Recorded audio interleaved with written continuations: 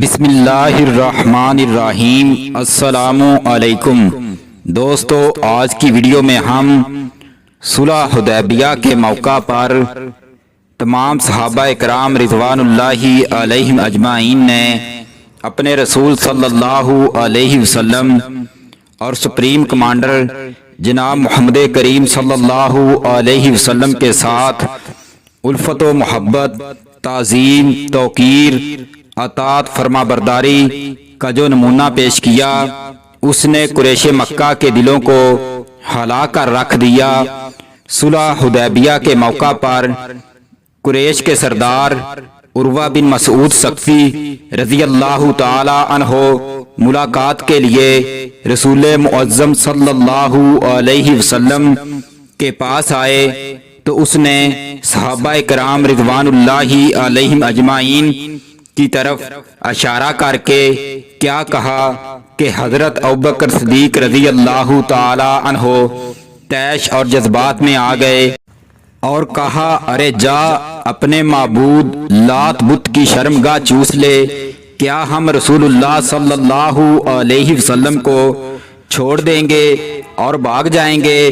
ملاقات کے مناظر کو دیکھ کر بعد ازاں حضرت عروہ بن مسعود ثقفی رضی اللہ تعالی عنہ کا رسول معظم صلی اللہ علیہ وسلم کی خدمت میں حاضر ہو کر اسلام قبول کرنا بیان کرنے جا رہے ہیں، لہذا ویڈیو کو سکپ مت کیجیے، آخر تک ویڈیو دیکھیے۔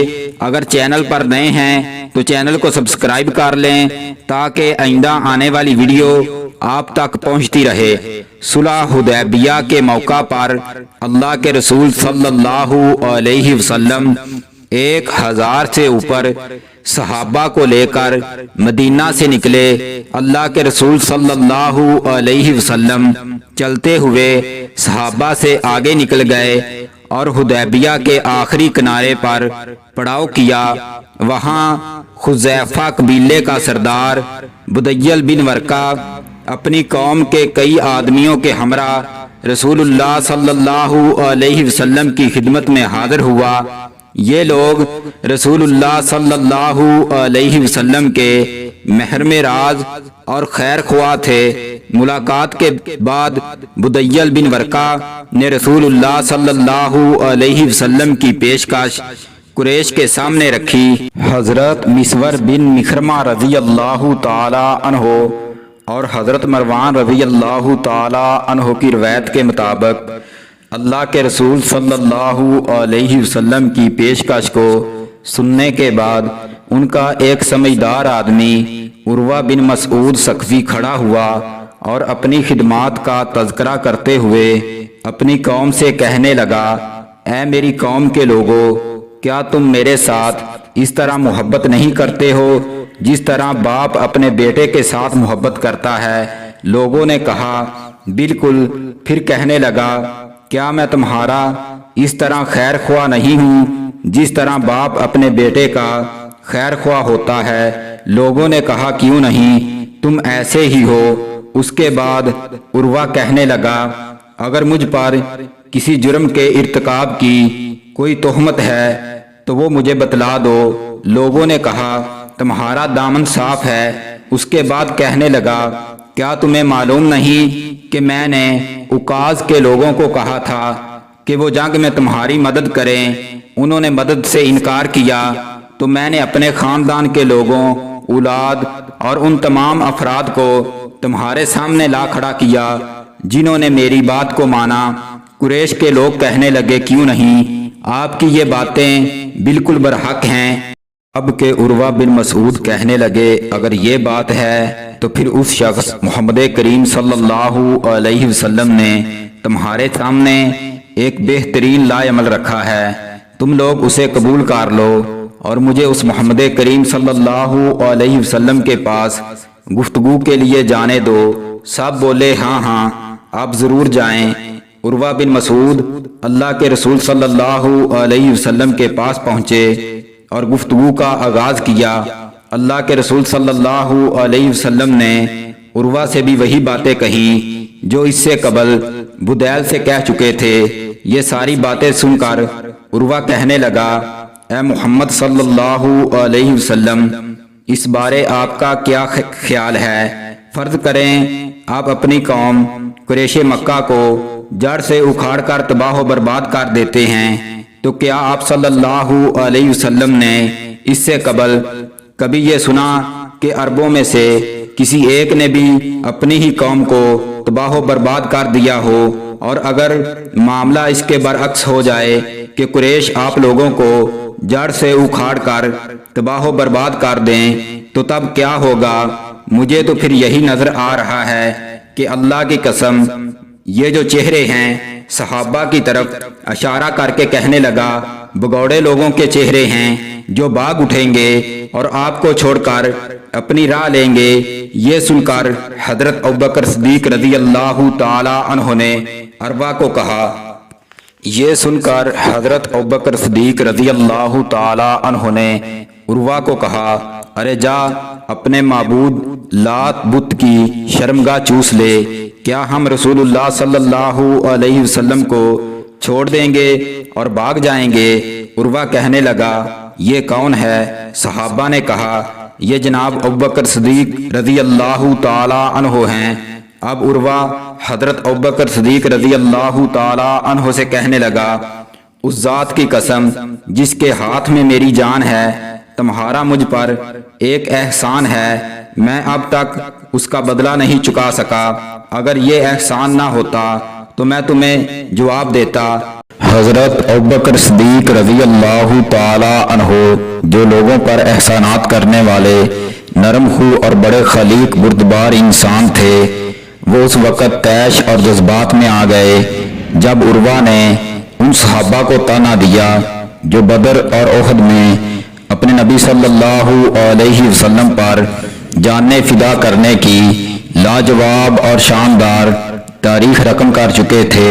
حب رسول کی خاطر مکہ ہی نہیں، مکہ کی جائیدادیں اور بیوی بچے تک چھوڑ چکے تھے۔ اس موقع پر حضرت ابوبکر صدیق رضی اللہ تعالی عنہ جیسے محب رسول کا جواب بڑا باکمال ہے۔ عروہ کے ذریعے قریش کو یہ پیغام ہے کہ رسول کریم صلی اللہ علیہ وسلم سے الگ ہونے کا طعنہ ہماری برداشت سے باہر ہے۔ نیز ایسا غلیظ طعنہ سن کر نرم جواب غیرت مندوں کی غیرت کا جنازہ ہوا کرتا ہے۔ حضرت ابوبکر صدیق رضی اللہ تعالی عنہ نے قیامت تک کے لیے غیرت مند مسلمانوں کو ایک سبق پڑھا دیا۔ حضرت ابوبکر صدیق رضی اللہ تعالی عنہ کے سخت جواب پر خاموش رہ کر اللہ کے رسول صلی اللہ علیہ وسلم نے اپنی رضامندی اور خوشی کا اظہار کر دیا۔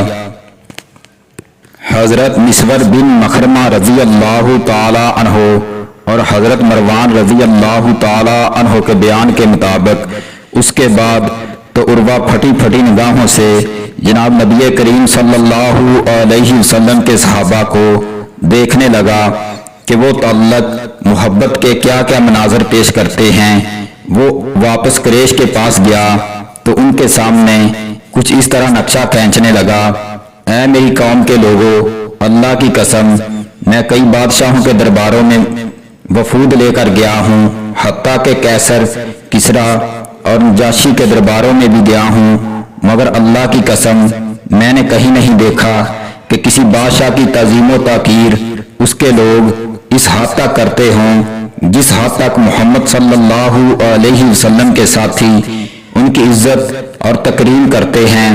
اللہ کی قسم اگر محمد صلی اللہ علیہ وسلم نے لعاب بھی تھوک دیا تو ان کے اصحاب نے اسے اپنے ہاتھوں پر لے لیا اور اسے اپنے چہرے اور بدن پر مال لیا۔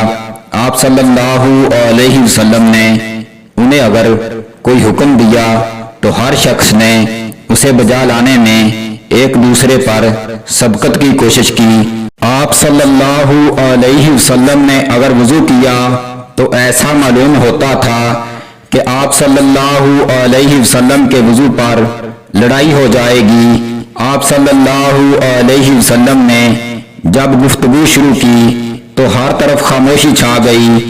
ان کے دلوں میں آپ صلی اللہ علیہ وسلم کی تعظیم کا یہ عالم تھا کہ کہ آپ کو نظر بھر کر بھی نہیں دیکھ سکتے تھے۔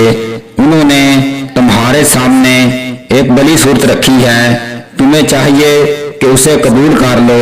تمام صحابہ کرام نے اپنے رسول صلی اللہ علیہ وسلم اور سپریم کمانڈر جناب محمد کریم صلی اللہ علیہ وسلم کے ساتھ الفت، محبت، تعظیم، توقیر، اطاعت و فرما برداری کا جو بے مثال نمونہ پیش کیا، اس نے قریش مکہ کے دلوں کو ہلا کر رکھ دیا۔